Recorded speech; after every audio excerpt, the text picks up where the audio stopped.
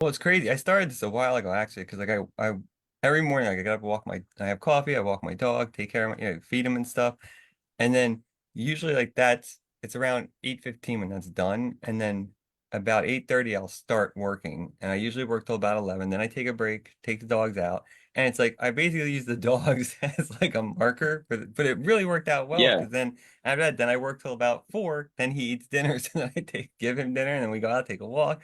And then like, but it really yeah. helped build that schedule, like having actually the dog, which is funny. So if you want No, to it be a makes a coder, lot of just get a sense. dog. Yeah, right. Yeah, yeah. I mean, it makes sense too because you're also by taking a dog out, you're like getting some like relaxation and like, getting a break from coding too, which is super helpful as well. Yeah, that's just it too, I think is like, and scheduling time too to do other things like that, like taking walks or doing a hobby that you enjoy. Just because like I know like we've talked about it so many times, but like how many problems do you solve when you're not sitting at your computer? For me, it's like all of them. Most of them. Yeah. Yeah, dude. Like Yeah. I was just thinking about this the other day because like I was struggling with something and then I put it down and then I woke up in the morning and at like 7 o'clock I was brushing my teeth and I was like, oh, that's how I'll solve it. And it's like Yeah. just comes to you. It's so funny, but your brain's so good at processing things if you let it. You just need the problem to be presented, and then you just gotta let it work out. Yeah. It's funny, like we're obviously traveling here to Colombia, and my girlfriend was like, the night before we left, she had a dream that she forgot her passport, and she did because she has two.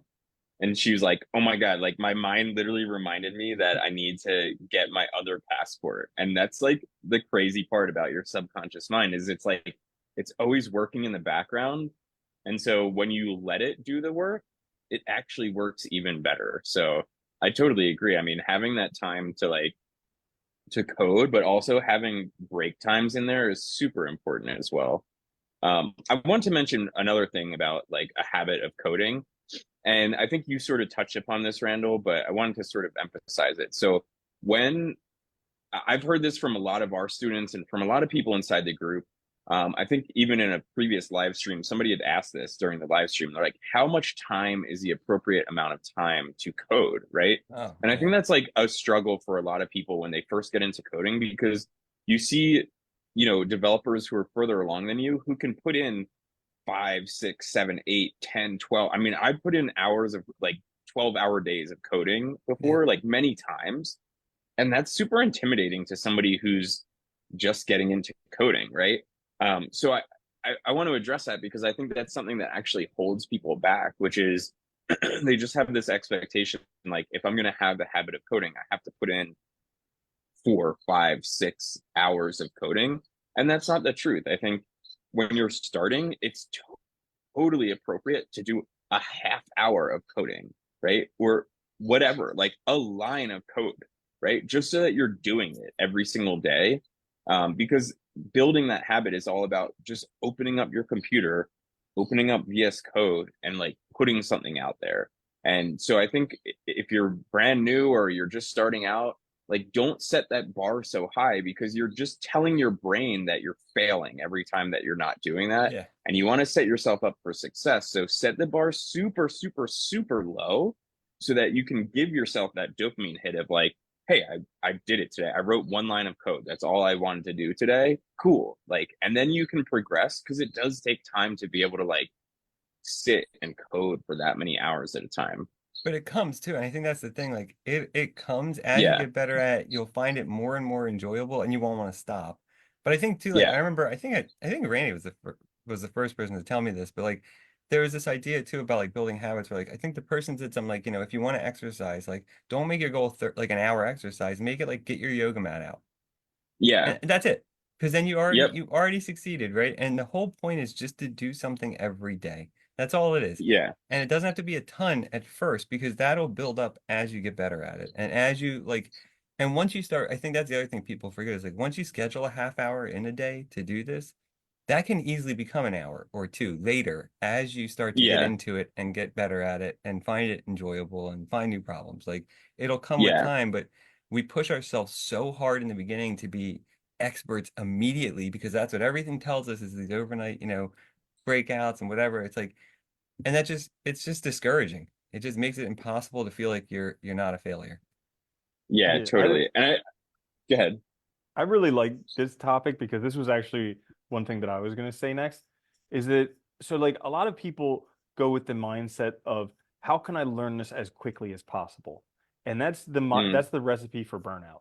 Because what you do yeah, is you start putting in way too much up front, it's unsustainable, and then when life catches up with you, all of a sudden you quit. And it was painful for the whole time before, so you're like, forget it, I'm not going back. A better mindset that I've found that's helpful is what's the minimum that I can do every day for the rest of my life? mm, And then find that and just do that. And and yeah, honestly, in the beginning, I found for myself that when I start a new habit, if I throttle myself intentionally in the beginning, so like I have a whole bunch of passion and drive in the beginning. I want to go for 2 hours or 3 hours when I'm starting something new. But if I say, hey, you know what, a half an hour a day is all that I can sustainably do for the rest of my life, I'm going to stop at a half an hour because then the drive is still in you as you're going and going and going. And then you build up that half an hour every day for a month, for 2 months, whatever it is, and you start increasing it and you completely eliminate the possibility of burnout because it's still fun, you're still Yeah. passionate yeah, about it, and you're still doing it every day. And by this point, a couple months in, now you actually have developed a habit. And by doing it totally. every day too, your subconscious brain's still thinking about these things. You're getting that benefit every day of sort of Yeah. exposure and all, which makes it way easier to build.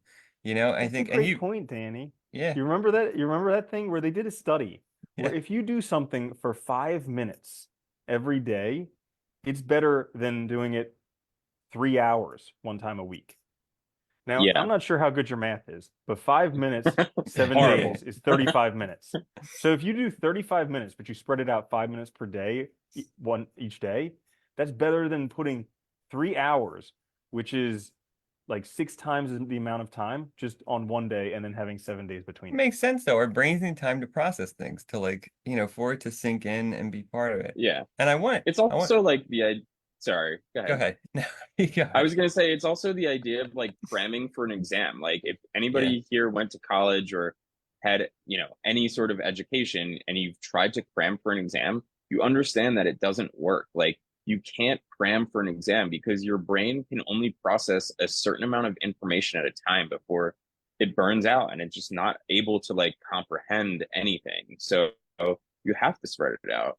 That's a good example too, because like, I don't know about you, but like I can remember so many exams like cramming for you do fine on the exam, but you don't remember anything about the information Right. afterwards because basically it's like a Oh, dump. totally.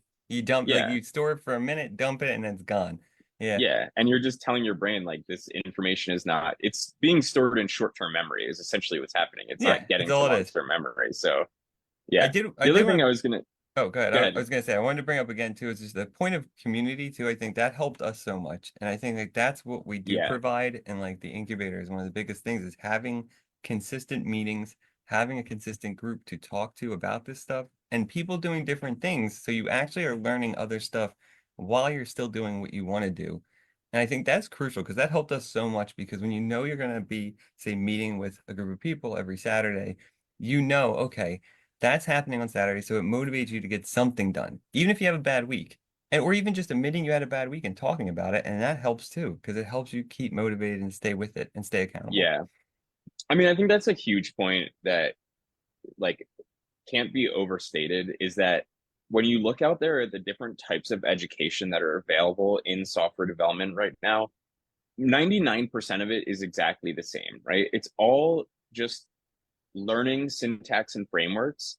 And the reality is, all of that stuff is free. Like, we offer coding education inside of our program, but we also encourage our students to use all of the free education that's out there because Because it's out we there. can't possibly teach you every single thing about everything out there, and no one program can do that, right? They all try to say they can, but they can't. It's impossible because look at how expansive software development is as a field, right? So what you want to do is learn from all these different resources. They're all free. Like every boot camp out there is charging you for free for something that's already free. But we do offer the one thing that all of these boot camps don't, which is the community, right? We keep you able to be accountable. We give you other people who are in the same boat as you, who are having the same struggles. and you have 3 mentors who can like actually talk directly to you, answer questions. I mean, I can't tell you how valuable it would have been while we were in our boot camp Oh to my have God. somebody where I could ask them a question and get like a realistic answer that wasn't didn't take 5 hours for somebody to look up or give me the wrong answer or send me in the wrong direction.